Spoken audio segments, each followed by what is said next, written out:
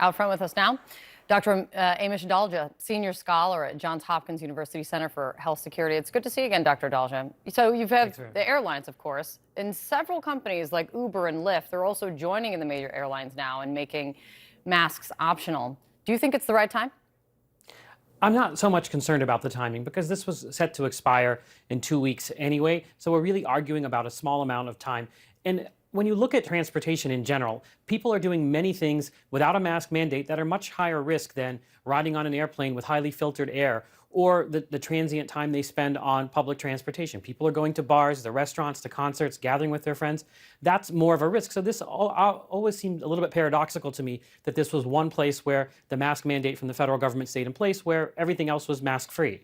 It's a really interesting point. It's almost as if this mask mandate became symbolic of the rules that began at the beginning of the pandemic. I know that you've been talking about the need to have off-ramps, if you will, for COVID mitigation. So how do you decide when that is? When you talk about kind of this paradox of, masks off in some places and masks on in others.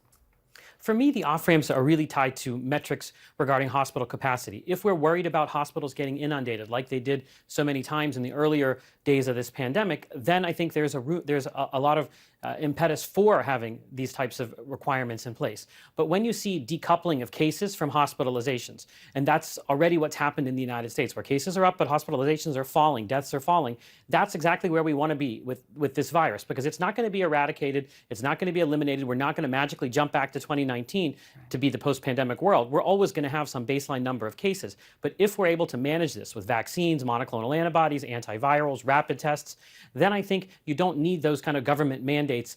And you can have recommendations, like the CDC issues recommendations for many different infectious diseases, rather than government-issued edicts, which I think are often very politicized and often get people to not comply because it's coming from the government. So I want to ask you, because the White House seems to have a slightly different take. I want to get your opinion on it, because the Justice Department says that it will appeal this judge's ruling now if the CDC says that it's necessary. And I think this is where the timing of just 2 weeks left before this thing would expire kind of comes into play. But you also have Dr. Ashish Jha, who's the new White House lead on COVID, and he called the judge's decision deeply disappointing, and also writing this, CDC scientists had asked for 15 days to make a more data-driven, durable decision. We should have given it to them.